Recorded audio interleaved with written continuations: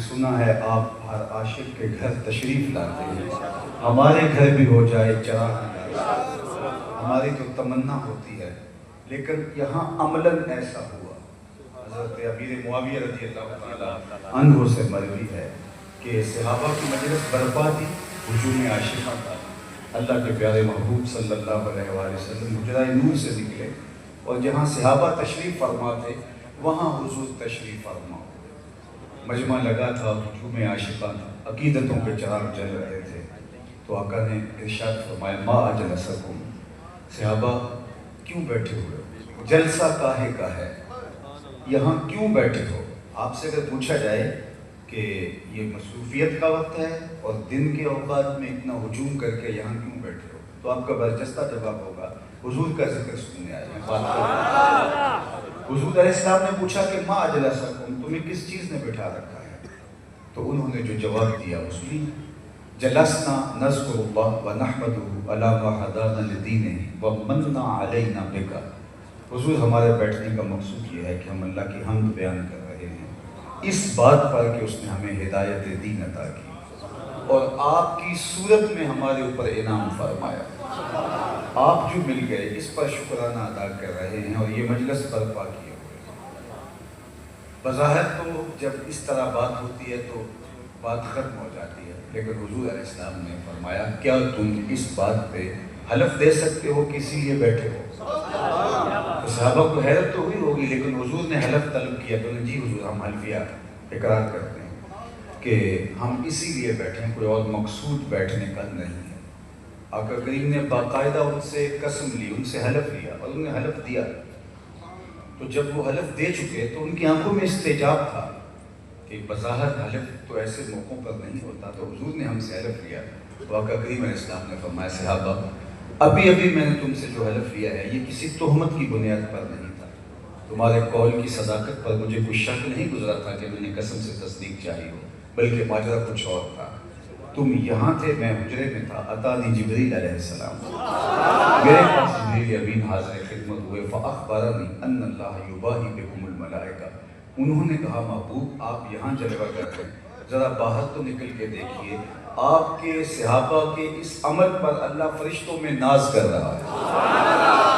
وہ عمل کون سا تھا جس پہ رب ہو کے ناز کر رہا ہے؟ وہ صحابہ مل بیٹھ کے حضور کی آمد پر اللہ کا شکرانہ ادا کریں۔ اللہ کی رحمتوں سے کوئی بعید نہیں ہے۔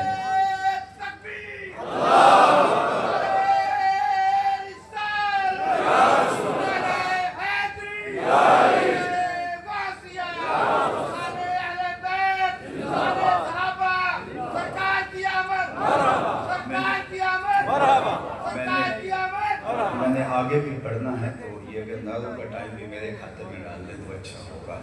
ویسے بھی جب بات ایک تسلسل کے ساتھ جا رہی ہو، نعرے کا ذوق اور یہ جذبوں کی کائنات، یہ دیوانگی کا ایک رنگ اور آہنگ ہے، لیکن وہ اقبال نے کہا تھا نظارے کے لیے جنبش بجھنا بھی پار ہے، نرگس کی آنکھ سے تجھے دیکھا کر۔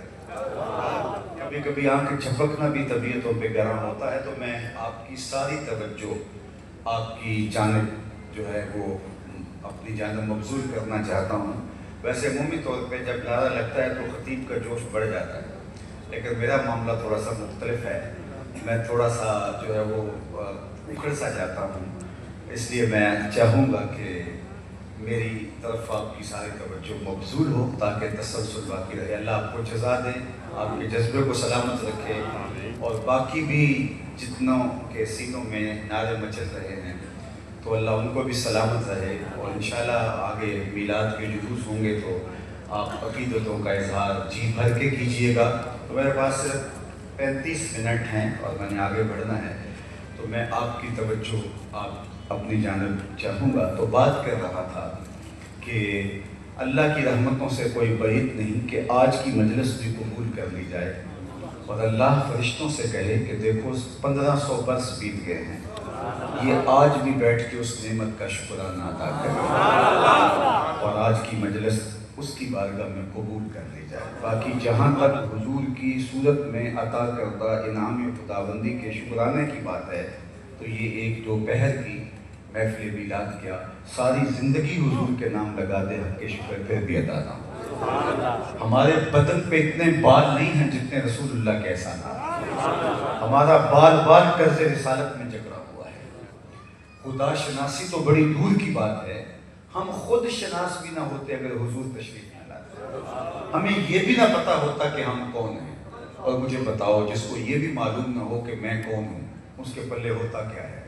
اقبال نے کہا تھا، اپنے من میں ڈوب کر پاجا سراغ زندگی، تو میرا نہیں بنتا، نہ بن اپنا تو بن، اور جو اپنا بھی نہیں ہے اس کو یہ بھی نہیں پتا کہ میں کون ہوں۔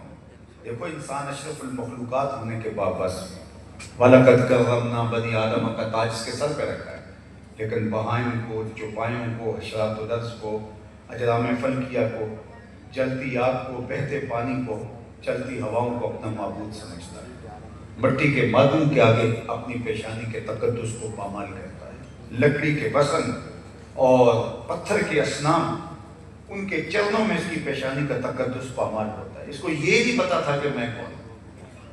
جو انسان کی خدمت کے لیے، ضرورت کے لیے، نوکری کے لیے چیزیں بنائی گئی ہیں، یہ ان کو خدا سمجھ بیٹھا ہے۔ انسان کی تاریخ تو اتنی شرمناک ہے، یہ مچھلی پکڑنے کے لیے کانٹے کے ساتھ جو کیچوا لگایا جاتا ہے، کسی زمانے میں یہ بھی انسان کا معبود تھا۔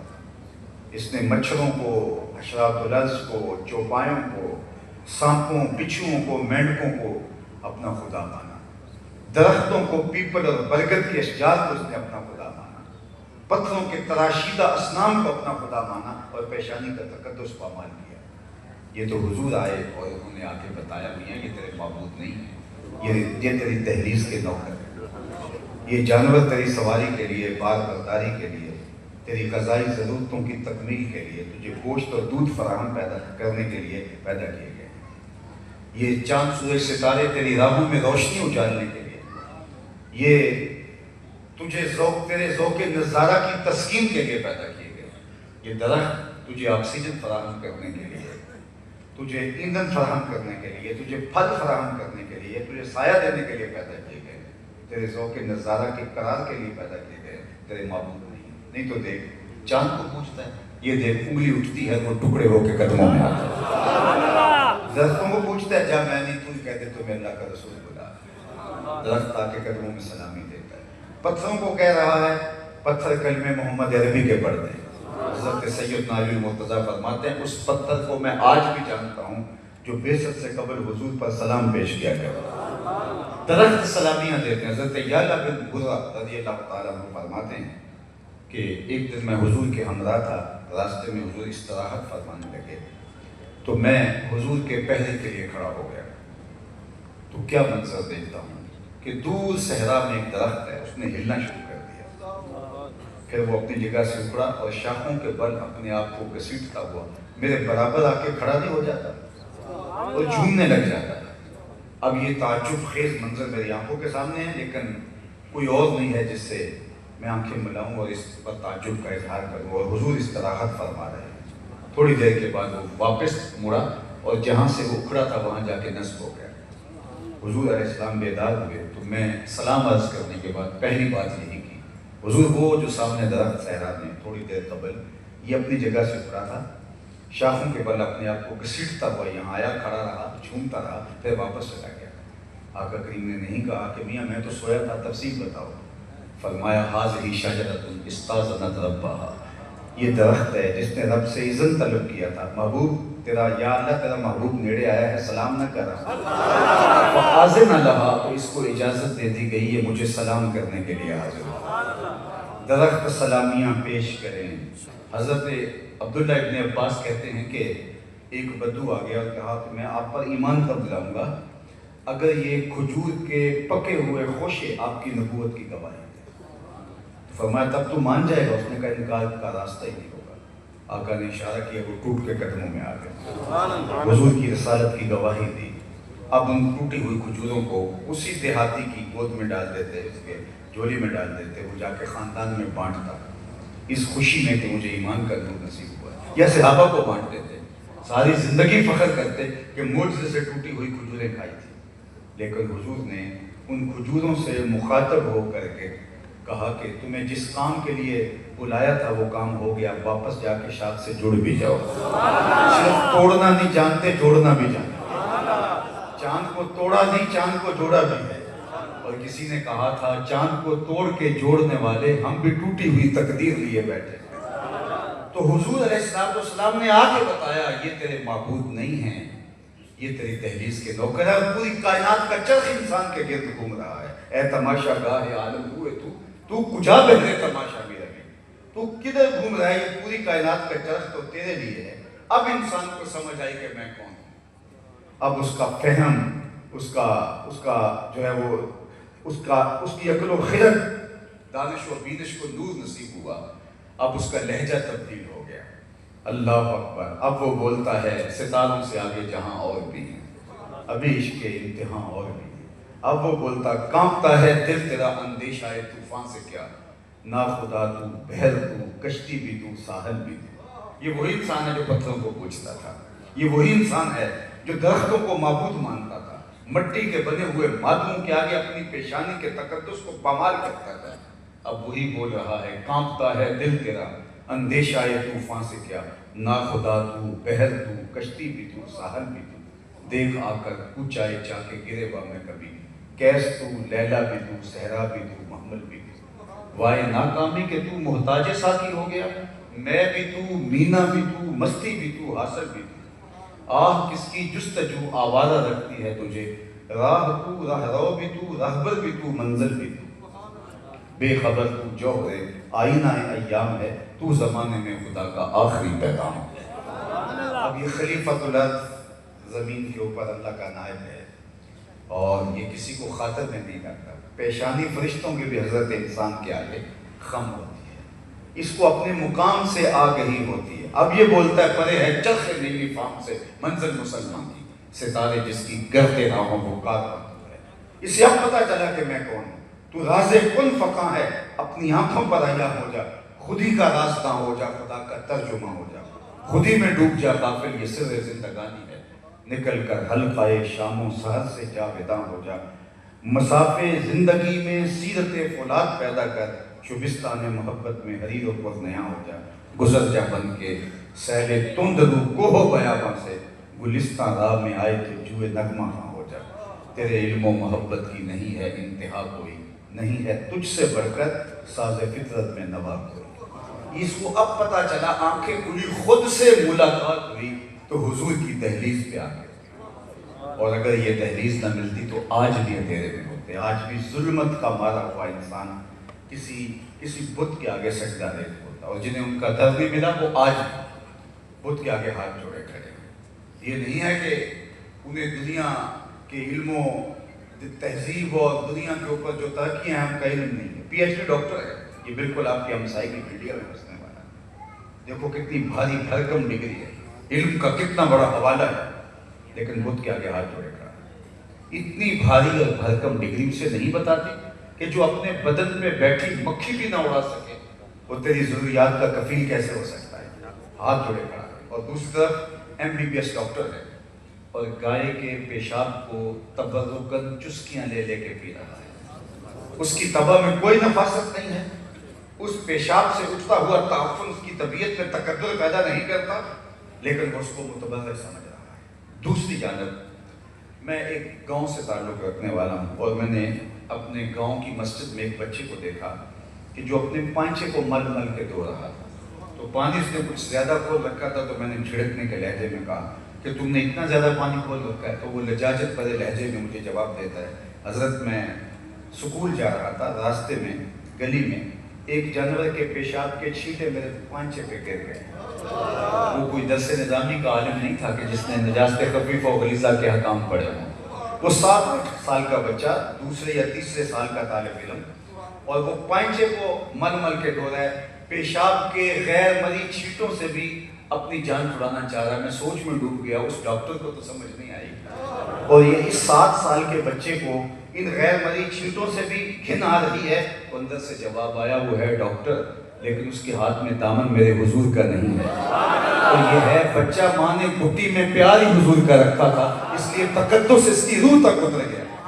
اگر زندگی کا جمال, زندگی کا حسن, زندگی کی خوبصورتی دیکھنی ہے تو محمد عربی کی چوکھٹ پہ صلی اللہ علیہ وآلہ وسلم, ورنہ در بدرے کی ٹھوکریں ہوں گی. یہاں سید سلیم گیلانی مرحوم کا ایک شعر دیکھیے, ویسے آج کل تو ہمارا جو نعتی ادب ہے وہ پمال کر دیا ہے، یہ جو اس وقت نئے شاعر آئے ہیں، بٹن تھاں کر دیتے، بٹن تاں کر دیتے، نکی جی ہاں کر دے، بازاری لفظ نعت میں مندرج کیے جا رہے ہیں۔ لیکن ذرا شعر کا حسن دیکھیے، نہ خرد کی روشنی تھی نہ جنوں کی آگہی تھی، نہ خرد کی روشنی تھی نہ جنوں کی آگہی تھی، تیری رہبری سے پہلے یہ جہاں جہاں نہیں تھا، تیری رہبری سے پہلے یہ جہاں جہاں نہیں تھا، تیرے آستان سے پہلے کوئی آستان نہیں تھا، میں وہ زمین تھی جس کا کوئی آسمان نہیں۔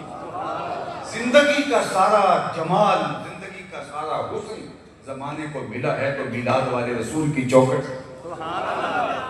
اگر یہ درد نہ ہوتا تو رسوائیاں مقدر ہوتی، اور آج بھی انسانیت کا بھٹکا ہوا قافلہ ذرا تصور تو کرے کہاں ہوتا، جو باپ بیٹی کو اپنے ہاتھوں سے زندہ درگور کر دیتا ہے اور معاشرہ اس کو اس پہ داد دیتا ہے کہ تم نے اپنی پگڑی کا گلس نیچا ہونے سے بچا لیا۔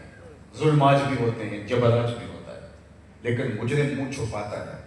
لیکن کیسا بڑا جرم تھا، اور سینہ تان کے باپ اس پہ فخر و مباحات کرتا تھا کہ میں نے اپنی آبرو بچا لی، اور وہ ظالمانہ سماج اس پر بھی اسے داد دیتا تھا۔ پھر ایک آواز گونجی، اللہ اکبر، کوہ و صحرا میں دنیا کے کونے کونے تک آواز پہنچی۔ آپ کو علماء تو علماء ہیں، آپ کو بھی عربی متن کے ساتھ بہت ساروں کو یاد ہوگی، لیکن اس کو صرف جو ہے وہ آپ محبت کے تناظر کے اندر ہی سنتے ہیں۔ ذرا ظالمانہ سماج کے خلاف جو کلمہ جہاد ہے اس تناظر میں دیکھیں، جب بیٹیاں زندہ درگور ہوتی تھی باپ اس پہ فخر کرتا تھا، آواز آتی ہے لوگوں سن لو فاطمہ میرے جگر کا ٹکڑا ہے۔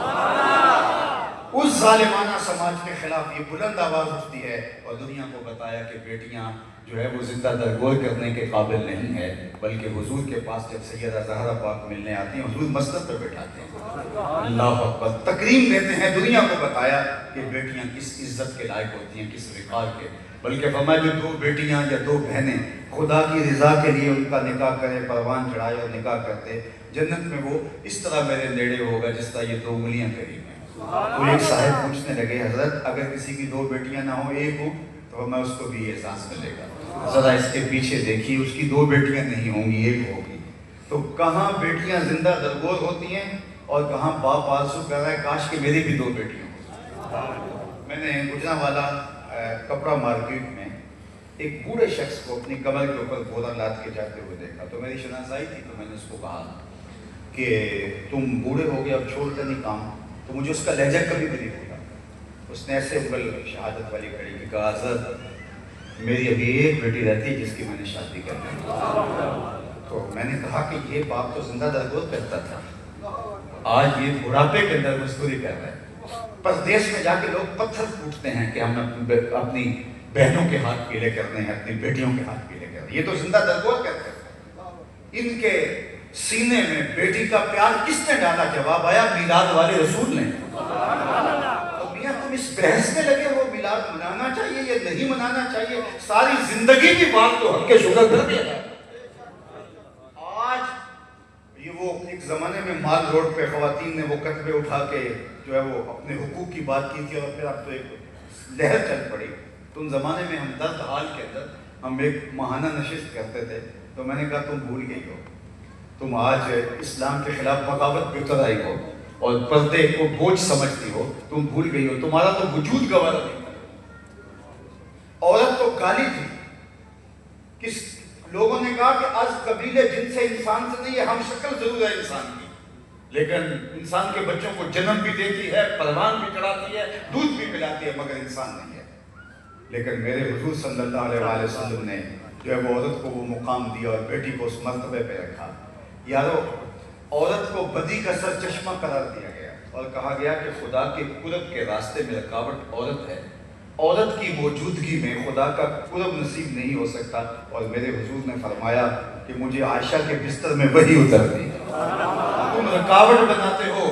یہاں عورت کو تو عزت ہی میرے حضور صلی اللہ علیہ وآلہ وسلم نے دی ہے، میلاد والے رسول نے دی ہے۔ خواتین کا تو زیادہ حق ہے کہ وہ اپنے بچوں کو درود کی لوریاں دیں اور اپنے گھروں کے اندر صرف میلاد کے مہینے میں نہیں ہر روز میلاد کریں اور ان کو بتائیں کہ یہ ساری عزتیں جو زمانے کو ملی ہیں یہ رسول اللہ کے صدقے سے نصیب ہیں۔ نہ خرد کی روشنی تھی نہ جنوں کی آگہی تھی، تیری رہبری سے پہلے یہ جہاں جہاں نہیں۔ میں زنزبار میں گیا تو وہاں وہ جگہیں آج بھی موجود ہیں جہاں پوری دنیا سے غلام لا کے تو اس جزیرے میں باندھ دیے جاتے تھے، پھر جہازوں میں بھر بھر کے وہاں منڈی لگتی تھی اور لوگ جو ہے وہ پوری دنیا کے اوپر غلاموں کو سپلائی کیا جاتا تھا۔ تو آج وہاں غلام نہیں ہیں، لیکن وہاں جا کے آج بھی ان جگہوں کو دیکھ کے رونگٹے کھڑے ہو جاتے ہیں۔ یہ وہ جگہ تھی جہاں غلاموں کو یوں بیچا جاتا تھا۔ کبھی آپ منڈی مویشیوں میں گئے ہوں، عید کے موقع پہ تو قربانی کا جانور لینے کے لیے ضرور جاتے ہیں، تو آپ نے دیکھا ہوگا کس طرح جانوروں کی کمر ٹٹول کے دیکھی جاتی ہے، اس کے وزن کا اندازہ کریں، اس کا منہ کھول کے دیکھا جاتا ہے، دانت دیکھیں اور اندازہ کریں کہ عمر کیا ہے۔ یہی انسانوں کے ساتھ ہوتا ہے، ان کے سر پہ کمر پہ بوجھ ڈال کے چلایا جاتا ہے، دیکھیں کہ اندازہ کریں کہ یہ کتنے زور والا ہے، پھر اس کی بولی دی جاتی ہے۔ دنیا کی منڈیوں میں انسانیت کی یوں تذلیل ہوتی ہے، بکتے تھے غلام، پردہ فروشی ایک بہت بڑا کاروبار تھا، اور پھر کتنا دردناک منظر تھا کہ باپ اور بیٹا یا دوست حقیقی بھائی ایک اس چبوترے پہ کھڑا اور ایک اس چبوترے پہ کھڑا بولی کے لیے لائے گئے اور لوگ بولیاں دے رہے ہیں، اور پھر خرید کے ایک علاقے کے آدمی نے دوسرے ملک کے آدمی نے خرید لیا، اور پھر وہ آخری ملاقات کرتے ہیں۔ ماں اور بیٹی کنیزیں بن کے بکنے پہ آئی ہیں اور وہ ان چبوتروں پہ کھڑی ہیں، تو ماں کو کوئی اور خرید لیتا ہے، بیٹی کو کوئی اور خرید لیتا ہے، پھر مختلف علاقوں میں لے کے جاتے ہیں۔ اللہ اکبر، یار اپنی مرضی سے جانچ پرکھ کے رشتہ کیا جاتا ہے، اور ہر پہلو سے، ہر تناظر سے جو ہے وہ دیکھا جاتا ہے کہ ہماری بیٹی کے لائق بھی ہے کہ نہیں، اور پھر بیٹی کو جب رخصت کیا جاتا ہے، اگلے دن وہاں جانا ہوتا ہے ولیمے پہ، اگلے دن بیٹی نے گھر آنا ہوتا ہے، جب چاہے ملاقات ہو سکتی ہے، لیکن جب بیٹی کو رخصت کرتی ہے ماں اس کا کلیجہ پھٹ رہا ہوتا ہے، جبکہ وہ ساتھ والے محلے میں جا رہی ہوتی ہے۔ تو ذرا تصور کریں کہ اس پھٹے پہ ماں بک رہی ہے اور اس پھٹے پہ بیٹی بک رہی ہے، اور پھر دو مختلف ملکوں کے آقا ان کو خرید کے لے جا رہے ہیں، دوبارہ شاید کبھی ملاقات بھی نہیں ہوگی، تو جب وہ آپس میں جدا ہوتے ہوں گے تو کیا درد پھوٹتا ہوگا اور ان آنسوؤں میں کتنی آگ ہوتی ہوگی۔ یہ دنیا کی منڈیوں میں سر بازار ہوتا تھا اور روز ہوتا تھا، اور یہ روز انسانی درد کی کہانیاں رقم ہوتی تھی۔ یہ میرے حضور آئے صلی اللہ علیہ وسلم، آپ نے علماء سے سنا ہے کہ سویبہ نے جا کے کہا کہ تیرے مرحوم بھائی کے گھر بیٹا پیدا ہوا ہے، تو ابو لہب نے کہا کہ جا تو آزاد ہے۔ تو اس پر اس کو کیا فائدہ ہوا علماء سے آپ سنتے ہیں، لیکن میں جس پہلو کی طرف آپ کی توجہ دلانا چاہتا ہوں وہ یہ کہ حضور نے صحن کائنات پہ قدم رکھا، غلامی کی زنجیریں ٹوٹنے لگی، پھر اتنے طریقے دیے غلام آزاد کرنے کے، قسم توڑ بیٹھو غلام آزاد کرو، کفارہ قتل میں غلام آزاد کرو، کفارہ ازہار میں غلام آزاد کرو، روزہ توڑ بیٹھو غلام آزاد کرو، ویسے ترغیب دی غلام آزاد کرنے کی۔ حضرت عثمان غنی رضی اللہ تعالیٰ عنہ ہر جمعے کو غلام آزاد کرتے تھے، حضرت عمر رضی اللہ تعالیٰ عنہ جو زیادہ نمازیں پڑھتا تھا غلام اس کو آزاد کرتے تھے۔ غلاموں کو یہ آپ کی عادت اور آپ کا مزاج سمجھ میں آیا تو انہوں نے زیادہ نمازیں پڑھنی شروع کر دی، تو آپ نے آزاد کرنا شروع کر دیا، تو لوگوں نے کہا عمر آپ بولے ہیں یہ دل سے نہیں پڑھتے، یہ آپ کو دکھلانے کے لیے اور آزادی کے لیے کرتے ہیں۔ حضرت عمر نے کہا یہ مجھے خدا کے نام پہ دھوکہ دیتے ہیں، میں 100 بار کھانے کے لیے تیار۔ صحابہ میں سب سے امیر حضرت عبد الرحمن بن عوف رضی اللہ تعالیٰ عنہ، انہوں نے اپنی زندگی میں 30,000 غلام آزاد کیے۔ اس دور کی سب سے مہنگی سخاوت غلام آزاد کرنا تھا۔ 30,000 غلام حضرت عبد الرحمن بن عوف نے، پھر باقی اصحاب نے، حضرت سیدنا صدیق اکبر رضی اللہ تعالیٰ عنہ نے، مولا کائنات نے، باقی اصحاب پیغمبر کی زندگیاں دیکھی ہے۔ اور آج اگر دنیا کے اوپر غلامی موجود نہیں رہی ہے تو یہ کس کے دیے ہوئے نظام کا صدقہ اور صلہ ہے؟ غلاموں کو عملی طور پہ غلامی اب ختم ہو گئی، اور جب تک غلام موجود رہے ان کے لیے آداب بتائے، لوگوں کو جو خود کھاتے انہیں کھلاؤ، جو خود پہنتے انہیں پہنا ہو۔ اللہ اکبر، وہ غلام جو آقا کا جوتا دھوپ سے اٹھا کر چھاؤں میں رکھے اور آقا اس پر بھی کوڑے مارے کہ تم نے میرا جوتا میرے پوچھے بغیر چھوا کیا ہے، کیوں چھوا ہے؟ وہ کہتا ہے صاحب دھوپ میں خراب ہو رہا تھا اس لیے میں نے چھاؤں میں رکھ دیا، تو آقا کہتا ہے نہیں، تیری خوب غلامی بدل رہی ہے، تو اپنی اوقات بھول گیا ہے، تجھے یاد ہی نہیں کہ میں غلام ہوں، اس پہ کوڑے مارتا ہے۔ اقبال نے کہا تھا نا غلامی کیا ہے، ذوق حسن و زیبائی سے محرومی، جسے زیبا کہیں آزاد بندے ہیں وہی زیبا، بھروسہ کر نہیں سکتے غلاموں کی بصیرت پر، کہ دنیا میں فقط مردان گل کی آنکھ ہے، غلام کی کیا اوقات ہوتی ہے؟ وہ آقا کا جوتا اذن کے بغیر نہ چھو سکے۔ سنو سنو، ایک بار نہیں 100 بار میلاد مناؤ، حضور کے ذکر میں دیوانگی کا اقرار کرو۔ جب غلام آقا کا جوتا بغیر اذن کے چھو نہیں سکتا، حضور معراج سے واپس پلٹتے ہیں اور بلال سے پوچھتے ہیں، بلال تو کون سا نیک عمل کرتا ہے، میں جنت میں تیرے قدموں کی آہٹ سنوں۔ کیا اس ایک جملے نے دور غلامی کی ساری تھکن اتارنے دی ہوگی؟ اور بلال فرش سے اٹھ کے فراز عرش تک نہیں پہنچ گیا ہوگا؟ یہ عظمتیں کہ جو جوتا بھی نہ چھو سکے، اس کو کونین کا سردار کہہ رہا ہے کہ میں نے تیرے قدموں کی آہٹ وہاں سنی ہے، بستیوں سے اٹھا کے اوج ثریا کی بلندیوں تک پہنچا دیا۔ انسانیت کا قافلہ بھٹک اور بہک کر جس منظر پہ گرا تھا اور جس عطا گہرائی میں گرا تھا، اسے اگر نکالا ہے وہاں سے تو آمنہ کے لال نے، میلاد والے رسول نے نکالا۔ آفتاب زندگی کی ایک شعاع بنی، نور سے تیرے فلک روشن، درخشاں ہے زمین، تیری ہستی روشنی کا ایک حسی مینار ہے، ہر کرن جس کی نشان منزل دنیا ہوتی، تیری نظروں نے تراشے ظلمتوں سے آفتاب، پاؤں تیرے چوم کر ذرے بنے ماہ مبین، اے غریبوں کے سہارے، اے یتیموں کی مراد، محسن انسانیت تجھ سب کوئی۔ کائنات کو جتنا بھی حسن ملا ہے، بلکہ میں ایک اور بات کروں آپ کی اگر توجہ ہو، دنیا کے اوپر جہاں بھی تہذیب موجود ہے، چاہے وہ کفر کا معاشرہ ہی کیوں نہ ہو، جہاں تہذیب، جہاں خیر کی کوئی قدر موجود ہے، وہ صدقہ ہے میلاد والے رسول اللہ علیہ وسلم۔